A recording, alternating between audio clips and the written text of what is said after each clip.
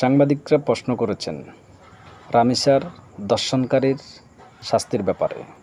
আমাদের স্বরাষ্ট্রমন্ত্রী সাংবাদিকের প্রশ্নের উত্তরে জবাব দিয়েছেন, আমরা এখন মধ্যযুগে বসবাস করছি না, আমরা আধুনিক যুগে বসবাস করছি। এই মধ্যযুগে 1400 বছর আগে আল্লাহ তাআলা সমগ্র পৃথিবীর জন্য, মানব জাতির জন্য যে নিয়ামত দিয়েছেন তা হচ্ছে এই আল কোরআন। এই মধ্যযুগী আইনগুলো পৃথিবীর শ্রেষ্ঠ আইন। তিনি মধ্যযুগে বলতে কি বুঝিয়েছেন? যদি ইসলামিক জ্ঞান তেনার মাঝে থাকতেন তাহলে তিনি একথা বলতেন না। আল্লাহর আইন দ্বারা, আল্লাহর আইনকে যারা মধ্যযুগী আইন বলে, একটু অসন্তুষ্টি পোষণ করে, তার ঈমান থাকে না। আপনি মধ্যযুগী বলতে কি বুঝিয়েছেন?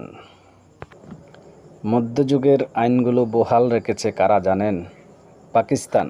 মধ্যযুগী আইন, পাথর মেরে, দর্শনকারীকে পাথর মেরে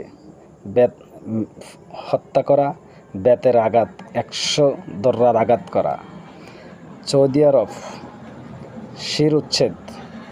শির উচ্ছেদ করা, ফায়ারিং করে মৃত্যুদণ্ড নিশ্চিত করা।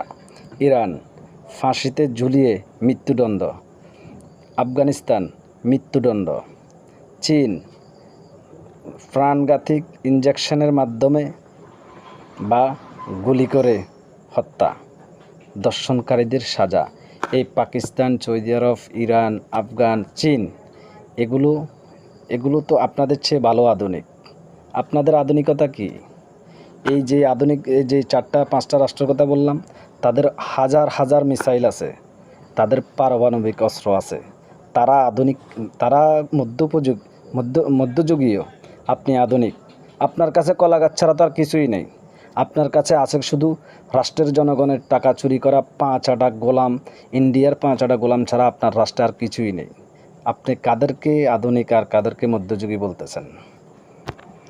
সালাউদ্দিন কাদের সাহেব, আপনি হয়তো জানেন না, সেই মধ্যযুগী আইনটাই পৃথিবীর জন্য সবচেয়ে বড় নেয়ামত।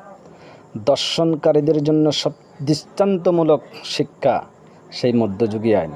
আপনি কাকে মধ্যযুগী আইন বলতেছেন? কাকে ইঙ্গিত করে বলছেন মধ্যযুগী আইন?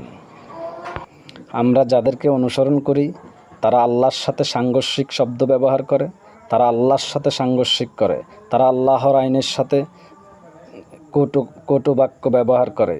আমরা এমনই কপাল, এমনই নেতাদেরকে অনুসরণ করি।